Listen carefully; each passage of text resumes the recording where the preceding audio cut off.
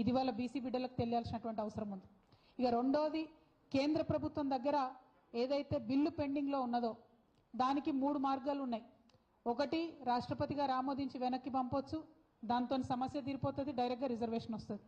2, రాష్ట్రపతి గారు రిజెక్ట్ చేయొచ్చు. రిజెక్ట్ చేసినా మంచిదే. రిజెక్ట్ చేస్తే మన అసెంబ్లీలో మన కౌన్సిల్లో మళ్ళీ ఒకసారి మనం బిల్లు పెట్టుకున్నట్టయితే సెకండ్ టైం రాష్ట్రపతి దగ్గర పంపించే అవసరమే ఉండదు. అది రాజ్యాంగంలోనే మనకు ఉన్నటువంటి హక్కు. సో ఒకవేళ భారతీయ జనతా పార్టీ మీద ఒత్తిడి పెంచి మా రాష్ట్రంలో మేము చేసుకుంటాం, మీరు రిజెక్ట్ చేసన్నా పంపండి అని అన్నా కూడా మనకు బీసీ బిల్లు పీఠముడి విడిపోయేటటువంటి ఆస్కారం ఉన్నది. ఇక మూడో అవకాశం ఏముంటుంది? రాష్ట్రపతి 1 యాక్సెప్ట్ చేయొచ్చు, 2 రిజెక్ట్ చేయొచ్చు, 3వది ఏదైనా క్వెరీ వేయచ్చు, మాకు ఈ వివరాలు కావాలి, ఆ వివరాలు కావాలని. ఒకవేళ అట్లాంటి క్వెరీ వేస్తే రాష్ట్ర ప్రభుత్వం సంపూర్ణంగా సహకరించాలి, కేంద్ర ప్రభుత్వానికి అన్ని వివరాలు ఇవ్వాలి, కులగణన వివరాలు ఇవ్వాలి. అంటే అల్టిమేట్గా ఏదన్నా చేసి ఒక ముందడుగు పడాలనేటటువంటి తాపత్రయంతో ఈ మాటలు చెప్తా ఉన్నాం. మరి ఇవాళ కేంద్ర ప్రభుత్వం మీద ఒత్తిడి పెంచాలన్నా కూడా మన రాష్ట్ర ప్రభుత్వం సుప్రీంకోర్టులో ఇమీడియట్గా కేసు వేసే అవకాశం ఉంది. తమిళనాడు నిన్నగాక మొన్న కేసు వేస్తే మంచి తీర్పు వచ్చింది.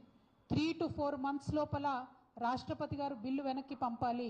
Either accept or reject or you discuss, ఈ మూడిట్లో ఏదో ఒక ఆప్షన్ ఉంది. కానీ స్టేటస్ కో లాగా డీప్ ఫ్రీజర్లో పెట్టుకుంటామంటే కుదరదని కరాఖండిగా సుప్రీంకోర్టు తీర్పు ఉంది. ఈ 3 దశలు ఉన్నప్పటికీ కాంగ్రెస్ పార్టీ నిన్న ఏం మాట్లాడుతున్నారు? పొన్నం ప్రభాకర్ గారు మేమందరం పోయి ధర్నా చేస్తామన్నారు. ఇదివరకు కూడా పోయి చేసిరు కదా, ఏమైంది ఆ ధర్నాతోని? మీరు చేసిన మీ ధర్నాకు మీ నాయకుడు రాహుల్ గాంధీ మిమ్మల్ని పట్టించుకోలేదు, మీ ధర్నాకు ఆయన ఆనాడే రాలేదు. రేపు మళ్ళీ పోయి ధర్నా చేస్తామంటున్నారు. ఓకే, సంతోషం, మంచిది. ఇక్కడ చెప్పేది ఢిల్లీలో చెప్తారు, చేయండి.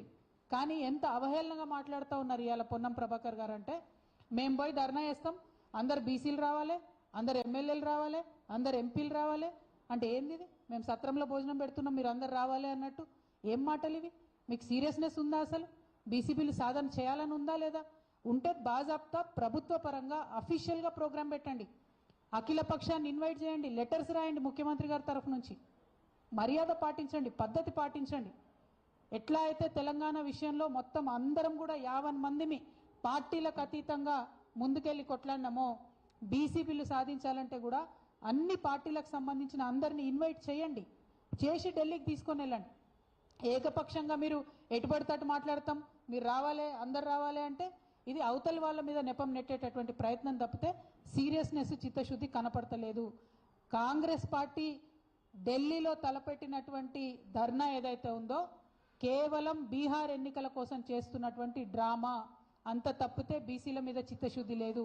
మీకు చిత్తశుద్ధి ఉంటే, ధైర్యం ఉంటే కేసు ఎందుకు వేస్తలేరు? రాష్ట్రపతి గారి మీద ఇమీడియట్గా కేసు వేయండి, సుప్రీంకోర్టులో ప్రెసిడెన్స్ ఉంది, తక్షణమే ఆర్డర్ వస్తుంది. చేయాల్సిన పని వదిలిపెట్టి రాజకీయంగా కేవలం దీన్ని సాగదీసేటటువంటి ప్రయత్నం చేస్తున్నారు. ఇక బీజేపీ అయితే ఎంత దారుణం అంటే, వాళ్ళు మాట్లాడితే మేము బీసీ సీఎం అంటారు, బీసీ పీఎం అంటారు తప్పితే నిజంగా బీసీ బిడ్డల పక్షాన నిలబడాల్సిన సమయం ఇది. కానీ ఈ సమయంలో నిలబడకుండా తప్పించుకొని తిరుగుతున్నారు.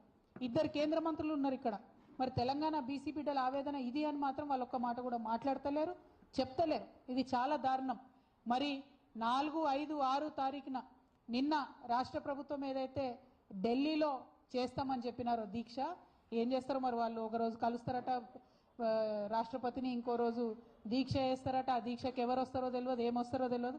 ఆ కన్ఫ్యూజన్ దీక్ష పక్క పెడితే ఒక నిజమైనటువంటి నిబద్ధతతో కూడినటువంటి 72 గంటల నిరాహార దీక్షను నేను చేయబోతా ఉన్నాను హైదరాబాద్లో 4, 5, 6 తారీఖున, ఆగస్టు 4, 5, 6 తారీఖున నేను ఇదివరకు ఎట్లా అయితే అంబేద్కర్ విగ్రహ సాధన కోసం 72 గంటల నిరాహార దీక్ష చేశానో, బీసీ బిల్లు సాధన కోసం కూడా రాష్ట్ర కేంద్ర ప్రభుత్వాలపై ఒత్తిడి పెంచడానికి, మన తెలంగాణ రాష్ట్రంలో బీసీ బిడ్డలకు ఎంత అవసరం ఉంది బీసీ బిల్లు అనేటటువంటి అంశాలని ప్రపంచానికి తెలియజెప్పడానికి తెలంగాణ జాగృతి అధ్యక్షురాలుగా, తెలంగాణ బిడ్డగా, ఒక సోదరిగా నేను నిరాహార దీక్ష 72 గంటలది 4, 5, 6 ఆగస్టు నాడు చేయబోతా ఉన్నాను.